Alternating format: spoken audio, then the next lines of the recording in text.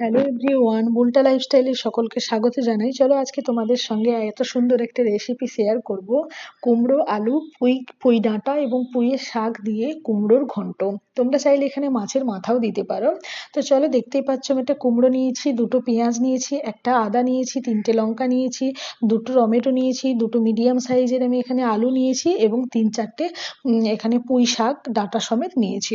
দেখতেই পাচ্ছ এগুলোকে আমি ছোট ছোট করে কেটে নিয়েছি। সবগুলোকে ভালো করে ধুয়ে তারপরে আমি এখানে আদাটাকে এখানে গ্রেট করেছি আর কুচি কুচি করেছি পেঁয়াজ লঙ্কাগুলোকে। তো চলো একে একে করে আমি প্রেসার কুকারে দিয়ে দেব কেটে রাখা কুমড়োর জন্য আলু এবং পুঁই শাক এবং পুঁইয়ের ডাঁটা ভালো করে দিয়ে এখানে পরিমাণ মতো এখানে জল দেব। জল দিয়ে একটু লবণ দিয়ে আমি এটা প্রেসার কুকারটা গ্যাসের মধ্যে বসিয়ে দেব। দুটো সিটি দিলেই আমার একদম সেদ্ধ হয়ে যাবে। তো এখানে আমি কড়াইয়ে দেখতে পাচ্ছ 5 ফোড়ন, একটা গোটা লঙ্কাকে দুভাগ করে নিয়েছি, শুকনো লঙ্কাকে। তো তারপরে ওটা একটু ভাজা হয়ে গেলে আমি এখানে কুচিয়ে রাখা পেঁয়াজ লঙ্কাটা দিয়ে দিলাম। ওটা একটু ভালো করে লাল লাল করে আমি ভেজে নেব পেঁয়াজ আর লঙ্কাটা।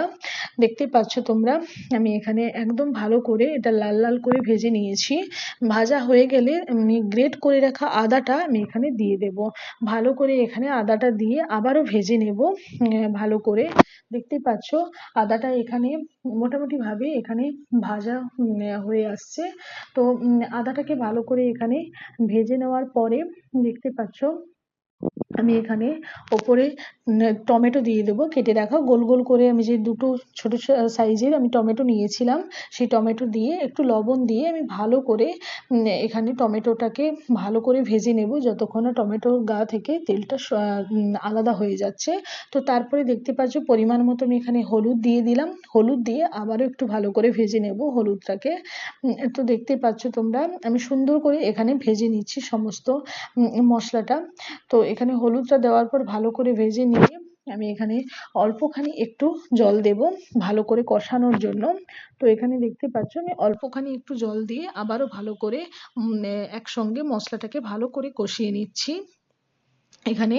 তারপরে দেখতেই পাচ্ছ যে একদম একটা কালার চলে এসছে। তো তারপরে আমি এখানে আরো অল্প একটু জল দিয়েছি অফ ক্যামেরাতে। জলটা শুকিয়ে যাওয়ার পর জল দিয়ে আবারও একটু ভালো করে কষিয়ে নিয়েছি। তারপরে এখানে প্রেসার কুকারে সেদ্ধ করে রাখা এখানে কুমড়োটা আমি জল থেকে তুলে নিয়েছিলাম, তুলে এখানে ভালো করে এখানে দিয়ে দিলাম। এখানে কুমড়োর আলু এবং আমি যে পুঁই শাক পুঁই ডাঁটা প্রেসার কুকারে সেদ্ধ করে রেখেছিলাম ওটা দিয়ে দিলাম। দিয়ে ভালো করে এটা কষিয়ে নেব। যেহেতু আমি এটা আগেই সেদ্ধ করে নিয়েছি তাই বেশি জল দেওয়ার এখানে একদমই দরকার নেই। ভালো করে দেখতেই পাচ্ছ আমি এখানে কষিয়ে নিচ্ছি ভালো করে। একটু টাইম নিয়ে ভালো করে এটাকে কষাবো আমি, বারবার ধরে নাড়তে থাকবো। তারপরে দেখতেই পাচ্ছ নাড়া হয়ে যাওয়ার পর আমার একটু কষানো হয়ে যাওয়ার পর আমি এখানে পরিমাণ মতো একটু চিনি দিয়ে দিয়েছি। কারণ কুমড়োটা অতটাও বেশি মিষ্টি ছিল না, তার জন্য ভাবলাম যে একটু চিনি দিয়ে দিই। তো এখানে অল্প পরিমাণে একটু চিনি দিয়ে আবারও ভালো করে আমি এখানে নাড়তে থাকবো। দেখতেই পাচ্ছ কুমড়ো কিন্তু একদম রেডি হয়ে এসেছে। একদম দেখতে পাচ্ছ জল শুকিয়ে গেছে, একদম কুমড়ো এখানে একদম রেডি। এরপরে আমি একটা ফ্রাই প্যানের মধ্যে দেখতে পাচ্ছ কুমড়ো রেডি। এখানে ফ্রাই প্যানের মধ্যে আমি একটা দেখতে পাচ্ছ অল্প পরিমাণ একটু আমি জিরে এখানে ভেজে নেব, গোটা জিরে রোস্ট করে নিচ্ছি। ওপর থেকে আমি এখানে একটু জিরে গুঁড়ি দেবো। আমার জিরে গুঁড়িটা শেষ হয়ে গেছে তাই। তো আমি দেখতে পাচ্ছ আমি ওটা ভালো করে রোস্ট করে আমি গুঁড়ো করে নিয়েছি অফ ক্যামেরাতে। তারপরে এখানে আমার একদম কুমড়ো এখানে একদম রেডি। এই স্টেজে কুমড়ো দেখতেই পাচ্ছ একদম জল শুকিয়ে গেছে, কুমড়ো একদম এখানে রেডি। ওপর থেকে আমি এবারে যে জিরাটা রোস্ট করে আমি গুঁড়ো করে রেখেছিলাম অফ ক্যামেরাতে, ওই জিরে গুঁড়োটা ওপর থেকে আমি ছড়িয়ে নেব। তো একদম দেখতে পাচ্ছ আমার রান্না এখানে একদম কমপ্লিট। তোমাদের যদি আমার ভিডিওটা ভালো লাগে অবশ্যই আমার ভিডিওটা লাইক করো এবং আমার চ্যানেলটাকে সাবস্ক্রাইব করতে ভুলো না। আমি নতুন নতুন রেসিপি আনার চেষ্টা করব, তোমাদের সঙ্গে শেয়ার করব নতুন নতুন রেসিপি। এখানে একদম আমার রেডি, তোমরাও বাড়িতে এই স্টাইলে বানিয়ে খেতে পারো। খুবই সুস্বাদু হয়েছিল, খুবই সুস্বাদু।